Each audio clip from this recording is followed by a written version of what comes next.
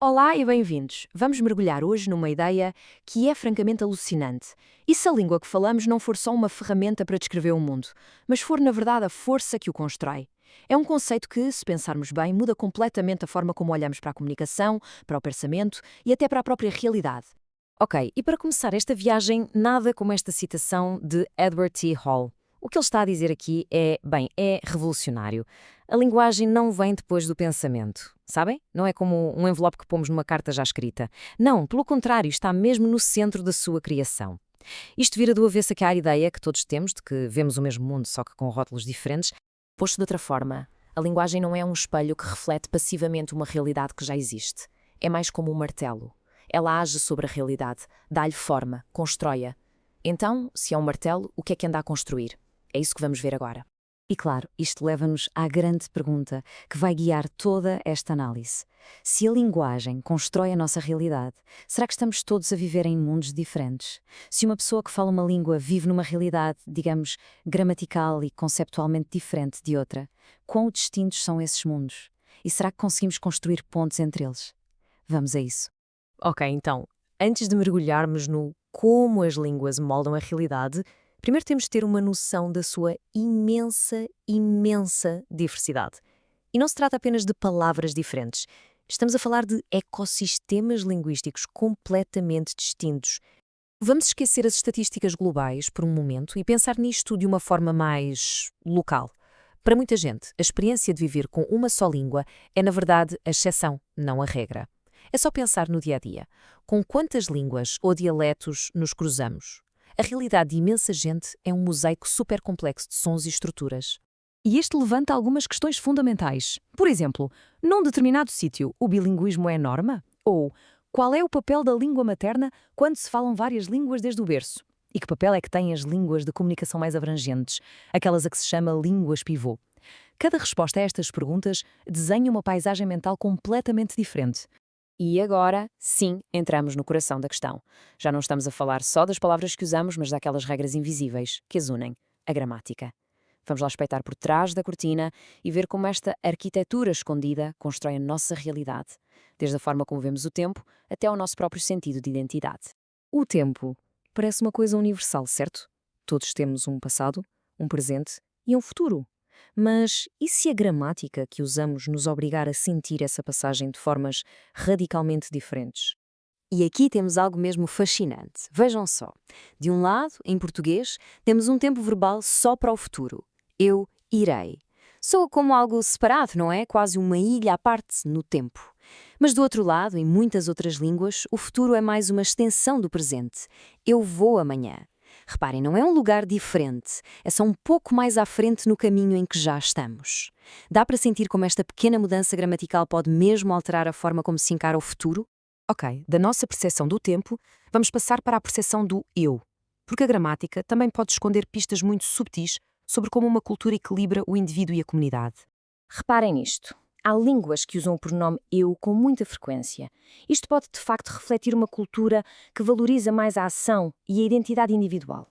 E depois, do outro lado, um foco constante no nós pode apontar para uma cultura onde a prioridade é a ação coletiva, a identidade do grupo.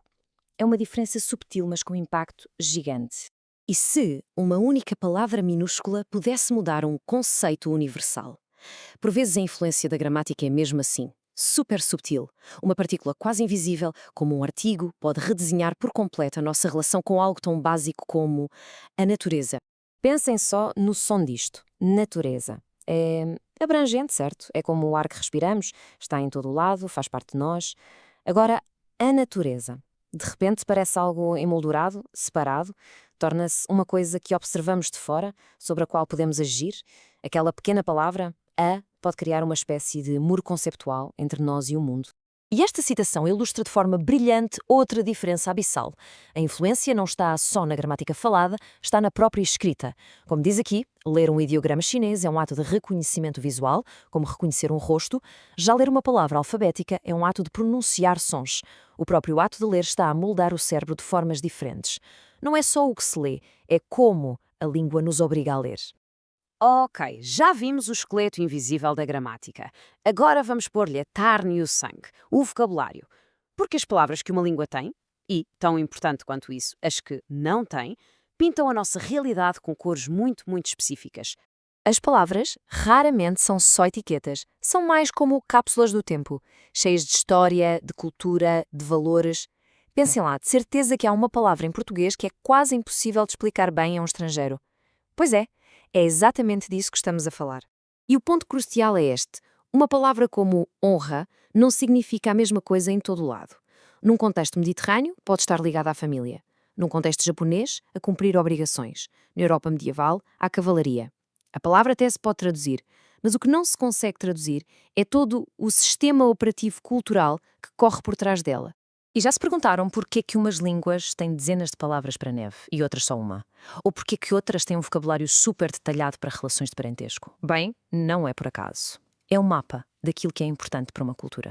Estas concentrações de palavras, digamos assim, revelam mesmo as preocupações de uma cultura. Pensem nisto. O inglês não precisava de palavras como o fresco ou o staccato, pois não, mas depois deparou-se com as ricas tradições artísticas de Itália. E o que é que fez? Pediu-as emprestadas. Estas palavras são como fósseis linguísticos, que nos mostram que culturas se especializaram em quê? Ok, toda a gente conhece a expressão perdido na tradução. Mas depois de tudo o que vimos até agora, se calhar está na altura de olharmos para ela de outra forma.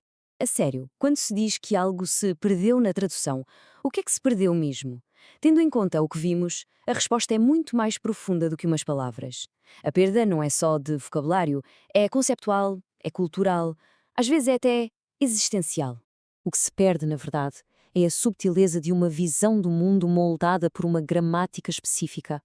Perde-se o peso cultural de uma palavra como honra. Perdem-se as ligações que uma cultura faz e outra não. No fundo, o que se perde não são as palavras, são os mundos que essas palavras constroem. E esta é talvez a conclusão mais importante de todas. Traduzir não é só trocar palavras, não é um exercício mecânico, é um ato de uma empatia enorme, uma tentativa de compreender uma realidade construída com outras ferramentas e depois recriar um vislumbre dessa realidade com as nossas. E para terminar, fica uma pergunta para reflexão.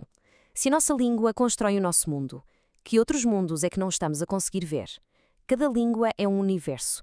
Conhecer apenas uma é como passar a vida inteira num único quarto e nunca abrir a porta. A verdadeira questão, se calhar, não é o que se perde na tradução, mas sim que realidades incríveis continuam por descobrir, à nossa espera, do outro lado dos muros da nossa própria linguagem.